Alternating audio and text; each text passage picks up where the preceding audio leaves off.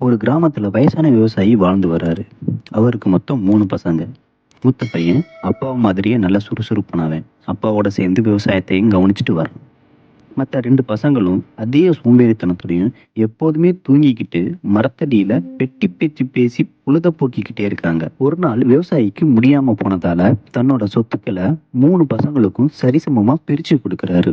சொத்துக்கள் பிரிச்சு கொடுத்த கொஞ்ச நாள்லயே அந்த விவசாயி இறந்து போயிடுறாரு. இப்படி சொத்துக்கள் தன் கைக்கு வந்த சந்தோஷத்துல கடைசி 2 பசங்களும் என்ன பண்றாங்க அப்படின்னா, பக்கத்து ஊர்ல ஒரு ஆடம்பரமான வாழ்க்கை வாழ்ந்துட்டும் முன்ன இருந்ததை விட ரொம்ப மோசமா சோம்பேறித்தனத்தோடையும் வாழ்ந்துட்டு வர்றாங்க. ஆனா மூத்த பையனும் அப்பா கொடுத்த நிலத்துல நல்ல விவசாயம் செஞ்சு அதுல அதிக லாபம் ஈட்டி ஒரு நல்ல நிலைமைக்கும் வரான். ஒரு நாள் அண்ணன் தன்னோட வயலுக்கு போகும்போது வழியில அவனோட நண்பனை சந்திக்கிறான். அப்போ தன்னோட 2 தம்பிகளும் தங்களோட சோம்பேறித்தனத்தால எல்லா செல்வங்களையும் இழந்து கடைசியா அவங்களுக்குன்னு கொடுத்த நிலத்தை விக்கிற நிலைமைக்கு வந்துட்டாங்க அப்படின்னு கேட்டதும் அண்ணன் அவங்க நிலைமையை நினைச்சு வருத்தப்படுறான். அவங்கள எப்படியாவது நல்ல நிலைமைக்கு கொண்டு வரணும் அப்படின்னு ஆசைப்படுறான். அதுக்காக தான் தம்பிய 2 பேர்த்தையுமே கூப்பிட்டு பேசுறான். தம்பிங்களா, இப்ப உங்க நிலைமையை நினைச்சா எனக்கு வருத்தமா இருக்கு.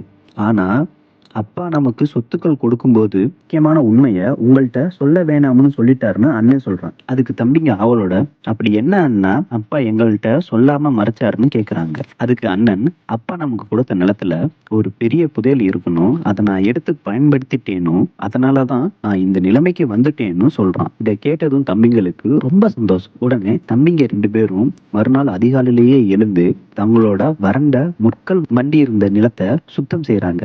அன்னைக்கு முழுவதும் அந்த நிலத்துல எல்லா பகுதிகளையும் குழி தோண்டி புதையலை தேடி பார்க்கறாங்க.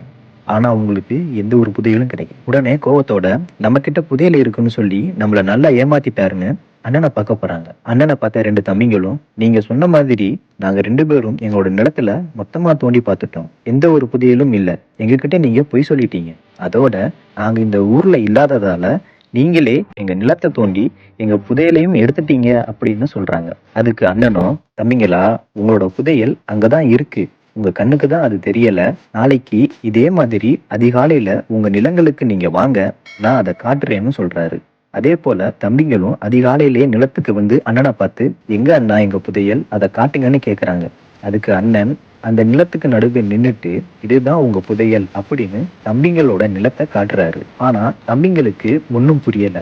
என்னடா அண்ணன் தன் நிலத்துக்கு நடுவுல நின்னுட்டு இதுதான் புதையல்னு காட்டுறாரு, நேற்று முழுவதும் இந்த நிலத்தை நம்ம தோண்டி பார்த்துட்டோம், ஆனா எந்த ஒரு புதையலுமே கிடைக்கலையே அப்படின்னு குழப்பத்தோட பாக்குறாங்க. தம்பிங்களை பார்த்து அண்ணன் சொல்றாரு, தம்பிங்களா, அப்பா எந்த ஒரு புதையலையும் நமக்காக வச்சுட்டு போகல, அவர் நமக்காக கொடுத்த இந்த நிலம்தான் பெரிய புதையல், அதை நான் சரியான முறையில பயன்படுத்தினாலதான் நான் இந்த நிலைமையில இருக்கேன். அதே போல நீங்களும் உங்க சோம்பேறித்தனத்தை விட்டுட்டு அதிகாலையிலேயே எழுந்து என்னோட நீங்களும் சேர்ந்து விவசாயம் செய்யுங்க, கண்டிப்பா நீங்களும் அந்த புதையலை அடையலாம், அதோட நல்ல நிலைமைக்கும் வரலாம் அப்படின்னு அண்ணன் சொன்னது. அப்படி அண்ணன் சொன்னதை கேட்டு இத்தனை நாளா நாம இப்படி சோம்பேறியா இருந்து எல்லாத்தையும் இழந்ததை நினைச்சிட்டு வருத்தப்படுறாங்க. அதோட அண்ணன் கிட்ட மன்னிப்பும் கேட்கறாங்க. அண்ணன் சொன்னது போலவே அண்ணனோட சேர்ந்து விவசாயம் செய்யறாங்க, ஒரு நல்ல நிலைமைக்கும் வர்றாங்க.